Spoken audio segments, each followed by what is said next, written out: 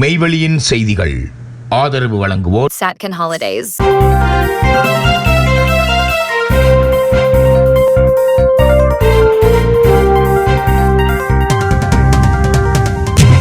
வணக்கம். மெய்வெளியின் செய்திகள் வாசித்தளிப்பவர் சுகன்யா பிரேம்.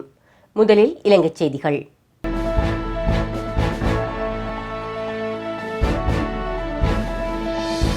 அரசாங்க திரைசேரிக்குள் ஊடுருவிய சைபர் மோசடியாளர்கள் 2.5 மில்லியன் அமெரிக்க டாலர் நிதி மோசடி. நிதியமைச்சின் வெளிநாட்டு வளங்கள் திணைக்களத்தின் கணினி முறைமைக்குள் ஊடுருவி 2.5 மில்லியன் அமெரிக்க டாலர் நிதி மோசடி செய்யப்பட்டிருப்பதை நிதியமைச்சு உத்தியோகபூர்வமாக உறுதிப்படுத்தியுள்ளது. இது தொடர்பான முறைப்பாடுகள் சட்ட அமுலாக்க பிரிவினிடம் சமர்ப்பிக்கப்பட்டுள்ளதாக அமைச்சு விடுத்துள்ள அறிக்கையில் தெரிவிக்கப்பட்டுள்ளது. இலங்கை அரசாங்கம் குறிப்பிட்ட ஒரு நாட்டிற்கு வழங்க வேண்டிய 22.9 மில்லியன் டாலர் கடன் தவணையில் 2.5 மில்லியன் டாலர் நிதியை திரைசேரி செலுத்தியுள்ளது. எனினும் கணினி முறைமைக்குள் ஊடுருவிய சைபர் மோசடியாளர்கள் போலி மின்னஞ்சல்கள் ஊடாக அந்த நிதியை வேறொரு கணக்கிற்கு திசை திருப்பி திருடியுள்ளனர். இந்த சம்பவம் 2025 டிசம்பர் முதல் 2026 ஜனவரி வரையான காலப்பகுதியில் இடம்பெற்றுள்ளதாக தெரியவந்துள்ளது. இந்த விவகாரம் தொடர்பாக முதற்கட்ட உள்ளக விசாரணைகள் நிறைவடைந்துள்ள நிலையில் கடமை தவறிய குற்றச்சாட்டில் 2 பணியாளர்கள், ஒரு கணினி இயக்குபவர் உள்ளிட்ட 4 அதிகாரிகள் பணி இடைநிறுத்தம் செய்யப்பட்டுள்ளனர். இவர்களுக்கு எதிராக தீவிர ஒழுக்காற்று நடவடிக்கைகள் ஆரம்பிக்கப்பட்டுள்ளதாக நிதியமைச்சு அறிவித்துள்ளது. அமைச்சரவை முடிவுகளை அறிவிக்கும் செய்தியாளர் சந்திப்பில் இந்த நிதி காணாமல் போனது குறித்து ஊடகவியலாளர்கள் சரமாரியாக கேள்வி எழுப்பினர். இதற்கு பதிலளித்த அமைச்சரவை பேச்சாளர் அமைச்சர் நலிந்த ஜெயதிச, ஜனாதிபதி சட்டத்திரணி மைத்திரி குணரத்தின இதுகுறித்து சபாநாயகருக்கு கடிதம் ஒன்றை அனுப்பியுள்ளார். பாராளுமன்ற குழுவொன்றின் ஊடாக இதுகுறித்து விசாரிக்க வேண்டுமா என்பது குறித்து சபாநாயகரே தீர்மானிப்பார். நிதியமைச்சு விரைவில் இது தொடர்பான மேலதிக விவரங்களை தெளிவுபடுத்தும் என தெரிவித்தார். தமிழர் விரோத அசுர அரசொன்று இருக்க வேண்டும் என்பதையே வடக்கில் கட்சிகள் விரும்புகின்றன. அமைச்சர் பிமல் ரத்நாயக்க தெரிவிப்பு. தெற்கில் தமிழர் விரோத அரசொன்று இருக்க வேண்டும் என்பதையே வடக்கில் தோல்வியடைந்துள்ள கட்சிகள் விரும்புகின்றன. நாம் அவ்வாறு செயல்பட மாட்டோம். எம்மிடம் இனவாதம் கிடையாது. தேசிய மக்கள் சக்தி என்பது இலங்கை மக்களுக்கான கட்சியாகும் என்று அமைச்சர் பிமல் ரத்நாயக்க தெரிவித்தார். போக்குவரத்து நெடுஞ்சாலைகள் மற்றும் நகர அபிவிருத்தி அமைச்சின் ஊடாக 984.73 மில்லியன் ரூபாய் மதிப்பில் குறிகட்டுவான் இறங்குதுறையை புனரமைப்பின் 2வது கட்ட பணிகள் இன்று ஆரம்பிக்கப்பட்டது. அமைச்சர் பிமல் ரத்நாயக்க தலைமையில் ஆரம்பிக்கப்பட்ட இந்த திட்டம் 2027 அக்டோபர் 26 முழுமையாக நிறைவு செய்ய திட்டமிடப்பட்டுள்ளது. முதற்கட்டமாக குறிகட்டுவான் இறங்குதுறையை இணைக்கும் வீதி பணிகளும் நிறைவு பெறும் நிலையில் உள்ளன. நெடுந்தீவில் 1400 குடும்பங்கள் வாழ்கின்றன. சுற்றுலாத்துறை மற்றும் மீன்பிடித்துறைக்கு இங்கு நிறைய இடம் உள்ளது. எனவே அப்பகுதியை அபிவிருத்தி செய்ய வேண்டியது கட்டாய தேவையாகும். போக்குவரத்து பிரச்சினைதான் இப்பகுதிக்கு பெரும் பிரச்சினையாகும். இதனால் பாடசாலைக்கு கூட உரிய நேரத்திற்கு ஆரம்பிக்க முடியாத சூழ்நிலை உள்ளது. அப்பகுதியில் உள்ள அரசு அலுவலகங்கள் கூட 3 மணிக்கு மூடப்படுகின்றது. நெடுந்தீவு இலங்கை படத்தில் இருந்தாலும் இலங்கையின் ஏனைய பகுதிகளுக்கு கிடைக்கும் வாய்ப்புகள் இங்கு கிடைக்கவில்லை. போக்குவரத்து பிரச்சினையே நெடுந்தீவின் கழுத்தை நெறித்துள்ளது எனலாம். நெடுந்தீவுக்கு உள்ளும் பிரச்சினைகள் உள்ளன. வீதிகள் புனரமைக்கப்பட்டுள்ளன. வேறு குறைபாடுகள் இருப்பின் அவற்றை தீர்க்கலாம். எரிபொருள் நிரப்பு நிலையம் அமைப்பதற்கு ஒப்பந்தம் கைச்சாத்திடப்பட்டுள்ளது. அதேவேளை கொழும்பு அரசுகள் கடந்த காலங்களில் யாழ்ப்பாணத்தை கைவிட்டிருந்தன. ஆனால் எமது ஆட்சி அவ்வாறு இல்லை. யாழ்ப்பாணம் மற்றும் தீவக பகுதிகளுக்குரிய அபிவிருத்தி திட்டங்கள் முன்னெடுக்கப்பட்டு வருகின்றன. நெடுந்தீவு, பருத்தித்துறை மற்றும் நயினாதீவு போன்ற பகுதிகளுக்கு யாழ்ப்பாண அரசாங்கம் கூடுதல் முக்கியத்துவம் வழங்க வேண்டும். அதேவேளை எமது அரசாங்கத்திடம் இனவாதம் இல்லை. கொள்கை அடிப்படையிலேயே செயற்பட்டு வருகின்றோம். எனினும் வடக்கிலும் தெற்கிலும் உள்ள சில குழுக்கள் இனவாதம் பேசி அரசியல் நடத்துகின்றன. தெற்கில் தமிழர் விரோத அரசொன்று இருக்க வேண்டும் என்பதையே வடக்கில் தோல்வியடைந்துள்ள கட்சிகள் விரும்புகின்றன. நாம் அவ்வாறு செயற்பட மாட்டோம். எம்மிடம் இனவாதம் கிடையாது என தெரிவித்தார். அரசாங்க திரைசேரிக்குள் ஊடுருவிய சைபர் மோசடி விசாரணைக்கு ஆஸ்திரேலியா ஆதரவு. ஆஸ்திரேலிய அரசாங்கத்திற்கு செலுத்த வேண்டிய கடன் கொடுப்பனவுகளில் இடம்பெற்ற பாரிய நிதி மோசடி மற்றும் வெளிநாட்டு வளங்கள் திணைக்களத்தின் கணினி அமைப்பினுள் ஊடுருவியமை குறித்து விசாரணைகள் ஆரம்பிக்கப்பட்டுள்ளதாக ஆஸ்திரேலிய தூதரகம் மற்றும் நிதியமைச்சு உறுதிப்படுத்தியுள்ளன. ஆஸ்திரேலிய ஏற்றுமதி நிதி முகவர் நிறுவனம் மற்றும் திரைசேரிக்கு இடையில் பரிமாறப்பட்ட மின்னஞ்சல்களை ஹேக்கர்கள் இடைமறைத்து வங்கிக் கணக்கு இலக்கங்களை மாற்றி பணத்தை தமது கணக்குகளுக்கு திசை திருப்பியுள்ளனர். இந்தியாவுக்கு செலுத்த வேண்டிய கொடுப்பனவிலும் இவ்வாறான முயற்சி மேற்கொள்ளப்பட்ட போது கணக்கு இலக்கங்களில் ஏற்பட்ட மாற்றம் குறித்த சந்தேகத்தினால் இந்த மோசடி அம்பலமானது. இது தொடர்பாக குற்றப்புலனாய்வு திணைக்களம், CERT நிறுவனம் மற்றும் போலீஸ் கணினி குற்றப்புலனாய்வு பிரிவின் முறைப்பாடுகள் அளிக்கப்பட்டுள்ளன. இலங்கையின் கடன் மறுசீரமைப்பு நடவடிக்கைகளுக்கு தொடர்ந்து ஆதரவளிப்பதோடு இந்த விசாரணைக்கும் ஆஸ்திரேலியா ஒத்துழைப்பு வழங்கி வருகின்றது. இலங்கை மற்றும் ஈரான் வெளியுறவு அமைச்சர்கள் தொலைபேசி வாயிலாக உரையாடல். மத்திய கிழக்கில் போர் பதட்டம் நீடித்துள்ள நிலையில் இலங்கை மற்றும் ஈரான் வெளியுறவு அமைச்சர்கள் தொலைபேசி வாயிலாக உரையாடியுள்ளனர்.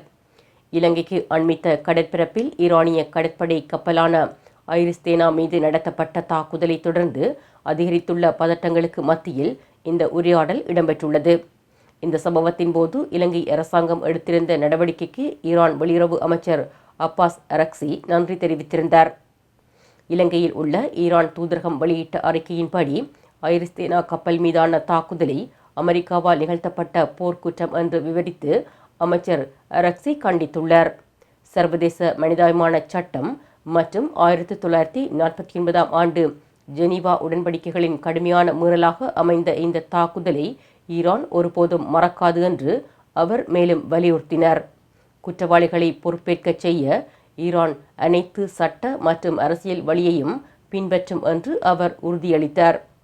பிராந்திய மற்றும் சர்வதேச சவால்களை எதிர்கொள்வதில் ஒத்துழைப்பின் முக்கியத்துவத்தை வலியுறுத்தி ஈரான் மற்றும் இலங்கை இடையேயான இருதரப்பு உறவுகளை வலுப்படுத்தும் வழிகள் குறித்தும் இரு அமைச்சர்களும் கலந்துரையாடியதாக மேலும் தெரிவிக்கப்பட்டுள்ளது.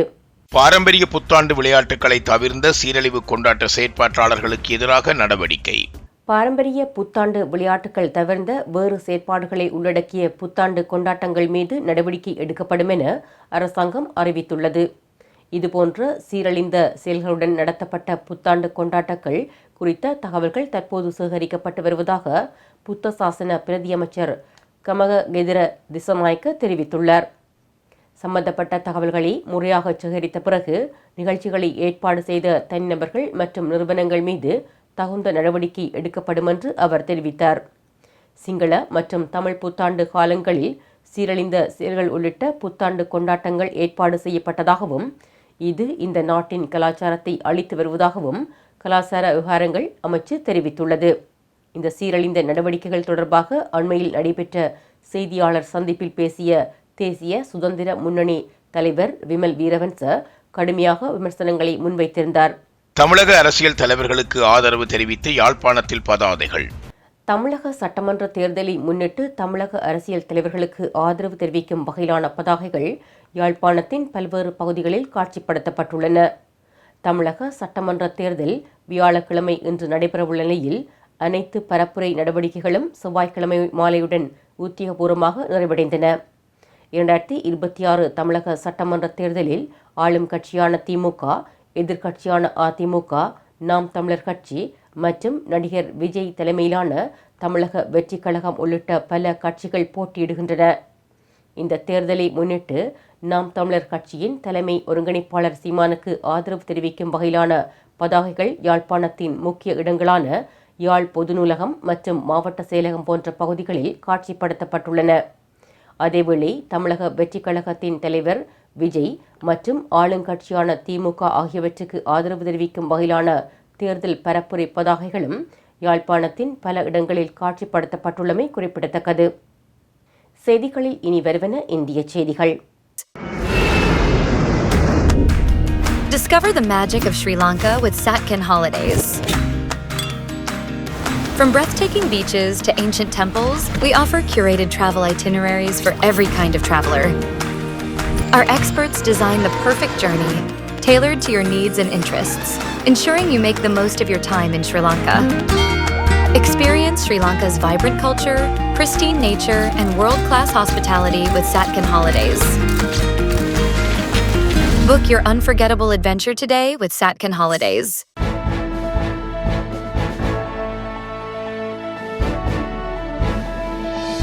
தமிழக சட்டப்பேரவை தேர்தல் அதிகபட்ச வாக்குகள் கரூரில் பதிவு. தமிழக சட்டப்பேரவை தேர்தல் 234 தொகுதிகளிலும் ஒரே கட்டமாக இன்று நடைபெற்றது. 4023 வேட்பாளர்கள் களத்தில் உள்ளனர். 5.73 கோடி பேர் வாக்களிக்க தகுதி பெற்றுள்ளனர். இவர்களில் 14.59 லட்சம் பேர் முதன்முறை வாக்காளர்கள். தமிழகம் முழுவதும் 249 மாதிரி வாக்குச்சாவடிகள், 325 அனைத்து மகளிர் வாக்குச்சாவடிகள், 71 மாற்றுத்திறனாளிகள் பணியாற்றும் வாக்குச்சாவடிகள், 79 இளம் பணியாளர்கள் பணியாற்றும் வாக்குச்சாவடிகள் என மொத்தம் 33,211 இடங்களில் 75,064 வாக்குச்சாவடிகள் அமைக்கப்பட்டுள்ளன. 5,949 வாக்குச்சாவடிகள் பதற்றமானவை என்று அடையாளம் காணப்பட்டுள்ளன. இங்கு நுண்பார்வையாளர்கள், துப்பாக்கி ஏந்திய போலீசார் அல்லது துணை இராணுவப் படையினர் நிறுத்தப்பட்டுள்ளனர். பாதுகாப்பு பணியில் துப்பாக்கி ஏந்திய 300 கம்பெனி துணை இராணுவப் படையினர் ஈடுபட்டுள்ளனர். இவர்கள் 24 மணி நேரமும் தீவிர ரோந்து பணியில் ஈடுபட்டு வருகின்றனர். மேலும் 83,875 காவல்துறை பணியாளர்கள், 40,427 காவல்துறை அல்லாத முன்னாள் இராணுவத்தினர் உள்ளிட்ட பணியாளர்களும் பாதுகாப்பு பணியில் ஈடுபடுத்தப்பட்டுள்ளனர். இந்த நிலையில் மாலை 5 மணி நிலவரப்படி 82.24% வாக்குகள் பதிவாகியுள்ளன. அதிகபட்சமாக கரூரில் 89.32% வாக்குகள் பதிவாகியுள்ளன. குறைந்தபட்சமாக கன்னியாகுமரியில் 73.44% வாக்குகள் பதிவாகியுள்ளன. இலங்கை தமிழர் மறுவாழ்வு முகாமை இடமாற்றம் செய்ய வலியுறுத்தி பாரதியாரின் சொந்த ஊரான எட்டயபுரத்தில் தேர்தலை புறக்கணித்த கிராமங்கள். விளாத்திக்குளம் தொகுதிக்குட்பட்ட எட்டயபுரம் அருகே குளத்துள்வாய்ப்பட்டியில் உள்ள இலங்கை தமிழர் மறுவாழ்வு முகாமை இடமாற்றம் செய்ய வலியுறுத்தி 4 கிராம மக்கள் வீடுகளில் கருப்பு கொடி கட்டி தேர்தலை புறக்கணித்துள்ளனர். தூத்துக்குடி மாவட்டம் விளாத்திக்குளம் தொகுதிக்கு உட்பட்ட எட்டயபுரம் அருகே சுரைக்காய்ப்பட்டி ஊராட்சிக்கு உட்பட்ட குளத்துள்வாய்ப்பட்டி கிராமத்தில் இலங்கை தமிழர் மறுவாழ்வு முகாமில் 45 வீடுகள் அமைந்துள்ளன. கடந்த 2 ஆண்டுகளுக்கு முன்பு இலங்கை தமிழர் மறுவாழ்வு முகாமில் உள்ளவர்களுக்கு அரசு சார்பில் புதிதாக வீடுகள் கட்டி கொடுக்கப்பட்டன. அதன் பின்னர் குளத்துள்வாய்ப்பட்டி கிராம மக்கள் தங்களது விவசாய நிலங்களுக்கு செல்வதில் பிரச்சினை உருவாகியது. அவர்களுக்கும் முகாமில் உள்ளவர்களுக்கும் இடையே அடிக்கடி தகராறு ஏற்பட்டது. இதனையடுத்து கடந்த 2 ஆண்டுகளாக இலங்கை தமிழர் மறுவாழ்வு முகாமில் உள்ளவர்களை கண்காணிக்க வேண்டும், இப்பகுதியில் போதைப்பொருள் நடமாட்டம் அதிகமாக உள்ளதால் குளத்துள்வாய்ப்பட்டியில் புறக்காவல் நிலையம் அமைக்க வேண்டும், புதிய வீடுகள் கட்டி கொடுக்கப்பட்டுள்ளதால் அவர்கள் தங்கியிருந்த கோழிப்பண்ணை ஷெட்டை தங்களுக்கு விவசாய விளைபொருட்கள் காய வைக்கும் களமாக பயன்படுத்த வழங்க வேண்டும் என கிராம மக்கள் கோரிக்கை விடுத்து வருகின்றனர். ஆனால் வட்டாராட்சியாளர் உள்ளிட்ட அதிகாரிகள் தரப்பில் பலகட்ட பேச்சுவார்த்தை நடத்தப்பட்டும் எந்தவொரு தீர்வும் எட்டப்படாமல் அப்படியே உள்ளது. இந்த நிலையில் கோரிக்கைகளை வலியுறுத்தி கடந்த 6ஆம் தேதி குளத்துள்வாய்ப்பட்டி கிராம மக்கள் கருப்பு பட்ஜ் அணிந்து தங்களது வீடுகள் மற்றும் தெருக்களில் கருப்பு கொடிகளை ஏற்றி சட்டமன்ற தேர்தலை புறக்கணிப்பதாகவும் தெரிவித்தனர். தமிழர் முகாமை இடமாற்றம் செய்தால் மட்டுமே தேர்தலில் வாக்களிப்போம், இல்லையென்றால் தேர்தலை புறக்கணிப்போம் என அறிவித்தனர். அதன்படி இன்று காலை 7 மணிக்கு சட்டமன்ற தேர்தலுக்கான வாக்குப்பதிவு தொடங்கியது. குளத்துள்வாய்ப்பட்டியில் உள்ள ஊராட்சி ஒன்றிய துவக்க பள்ளியில் வாக்குச்சாவடி அலுவலர்கள் தயாராக இருந்தனர். இந்த வாக்குச்சாவடியில் 453 ஆண்கள், 530 பெண்கள் என மொத்தம் 983 வாக்காளர்கள் உள்ளனர். இதில் 11 மணி நிலவரப்படி 8 பேர் வாக்களித்துள்ளனர். வாக்காளர்கள் இல்லாமல் வாக்குச்சாவடி வெறிச்சோடி காணப்பட்டது. செய்திகளில் தொடர்பென உலகச் செய்திகள்.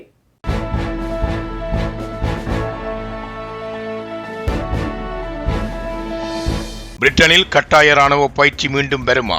அதிர வைத்த ராணுவ தளபதியின் போர் எச்சரிக்கை. பிரிட்டன் ஒரு முன்போர் காலத்தில் வாழ்ந்து கொண்டிருப்பதாக பிரிட்டன் ராணுவத்தின் முன்னாள் தலைமை தளபதி ஜெனரல் சர் பேட்ரிக் சாண்டர்ஸ் தெரிவித்துள்ளார். ரஷ்யா, ஈரான் மற்றும் சீனா போன்ற நாடுகளிடம் இருந்து வரும் அச்சுறுத்தல்களை சமாளிக்க பிரிட்டன் தனது இராணுவத்தை மட்டும் நம்பியிருக்க முடியாது என்றும் ஒட்டுமொத்த தேசமும் போருக்கு தயாராக வேண்டும் என்றும் அவர்கள் வலியுறுத்தியுள்ளனர். நேரம் மிக வேகமாக முடிந்து கொண்டிருக்கின்றது. 3 ஆண்டுகளுக்குள் நாம் ஒரு பெரிய மோதலுக்கு தயாராக வேண்டும் என்று சமீபத்திய அறிக்கைகள் எச்சரிக்கின்றன. இந்த சூழலை சமாளிக்க பிரிட்டன் அரசு பாதுகாப்பு தயார்நிலை மசோதா 2026 என்ற புதிய சட்டத்தை கொண்டுவர திட்டமிட்டுள்ளது. இதன் மூலம் அவசர காலங்களில் தன்னார்வலர்கள், முன்னாள் இராணுவத்தினர் மற்றும் தொழில்துறையினரை விரைவாக திரட்ட வழிவகை செய்ய வேண்டும். மேலும் பனிப்போர் காலத்தில் பயன்படுத்தப்பட்ட வார் புக் எனப்படும் போர் வழிகாட்டி முறையை மீண்டும் புதுப்பிக்கவும், உணவு, நீர் மற்றும் எரிசக்தி போன்ற அத்தியாவசிய கட்டமைப்புகளை பாதுகாக்கவும் தேசிய பாதுகாப்பு கவுன்சில் உத்தரவிட்டுள்ளது. இது வெறும் இராணுவ நடவடிக்கை மட்டுமல்ல, ஒரு சமூக மாற்றத்திற்கான அழைப்பு என்று வர்ணிக்கப்படுகின்றது. இராணுவ தளபதியின் இந்த மக்கள் படை குறித்த கருத்து பிரிட்டனில் கட்டாய இராணுவ பயிற்சி மீண்டும் வருமா என்ற அச்சத்தை மக்களிடையே ஏற்படுத்தியுள்ளது. இருப்பினும் நாங்கள் யாரையும் கட்டாயப்படுத்தவில்லை, ஆனால் ஒரு போர் மூண்டால் நமது வழக்கமான இராணுவம் மற்றும் நாட்டை பாதுகாக்க போதாது என்பதை மக்கள் உணர வேண்டும் என்று அதிகாரிகள் விளக்கம் அளித்துள்ளனர். நேட்டோ அமைப்பில் பிரிட்டனின் பங்கை உறுதிப்படுத்தவும், ஐரோப்பாவின் பாதுகாப்பை பலப்படுத்தவும், பாதுகாப்பு செலவினங்களை GDPயில் 5% உயர்த்தவும் திட்டமிட்டுள்ளது. தற்போது மத்திய கிழக்கில் அமெரிக்கா, ஈரானிடையே போர் நிறுத்தம் நீட்டிக்கப்பட்டிருந்தாலும், உக்ரைன் போர் மற்றும் ரஷ்யாவின் ஆயுத உற்பத்தியால் பிரிட்டன் ஒரு பதற்றமான நிலையிலேயே உள்ளது. 1939 ஆண்டின் குளிர்காலத்தை போன்ற ஒரு சூழலில் நாம் இப்போது இருக்கின்றோம் என்று பாதுகாப்பு ஆய்வாளர்கள் எச்சரிக்கின்றனர். லண்டனில் நடைபெற்ற பாதுகாப்பு மாநாட்டில் பிரிட்டன் தனது ஆயுத கிடங்குகளை நிரப்பவும், நவீன தொழில்நுட்பங்களை போர்க்காலத்தில் பயன்படுத்தவும் தவறியது மூச்சடைக்க வைக்கும் அலட்சியம் என்று விமர்சிக்கப்பட்டது. இனிவரும் காலம் பிரிட்டனுக்கு ஒரு மிகப்பெரிய சோதனை காலமாக இருக்கும் என பலராலும் எச்சரிக்கப்பட்டு வருவது குறிப்பிடத்தக்கது. புகைப்பிடிப்பு பழக்கத்தை தடுக்கும் புதிய சட்டம் பிரித்தானிய பாராளுமன்றில் நிறைவேற்றம். புகையிலை மற்றும் வேப் தொடர்பான புதிய மசோதா பிரித்தானிய பாராளுமன்றில் நிறைவேற்றப்பட்டுள்ளது. இதன் மூலம் 17 வயது மற்றும் அதற்கு குறைந்த வயதுடையவர்கள் வாழ்நாள் முழுவதும் சிகரெட் வாங்க முடியாத நிலை உருவாகுகின்றது.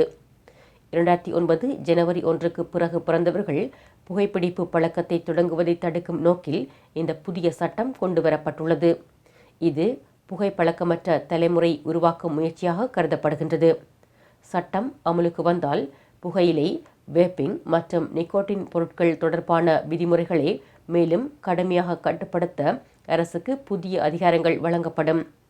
குழந்தைகள் அதிகம் இருக்கும் இடங்கள், பாடசாலைகள், மருத்துவமனைகள் மற்றும் விளையாட்டு மைதானங்களில் வேப்பிங் தடை செய்யப்படும் எனவும் தெரிவிக்கப்பட்டுள்ளது. ஆனால் பப், தோட்டங்கள் மற்றும் சில வெளிப்புற பகுதிகளில் இந்த கட்டுப்பாடுகள் பொருந்தாது என்றும், புகைப்பழக்கத்தை கைவிட முயற்சிப்பவர்களுக்கு மருத்துவமனைகளுக்கு வெளியே வேப்பிங் அனுமதிக்கப்படும் என்றும் கூறப்பட்டுள்ளது.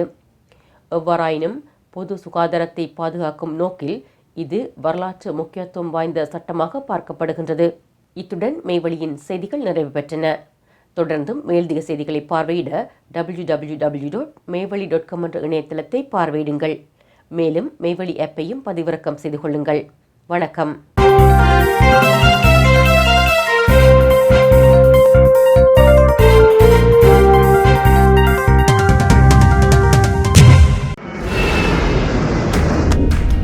Discover the magic of Sri Lanka with Satkin Holidays.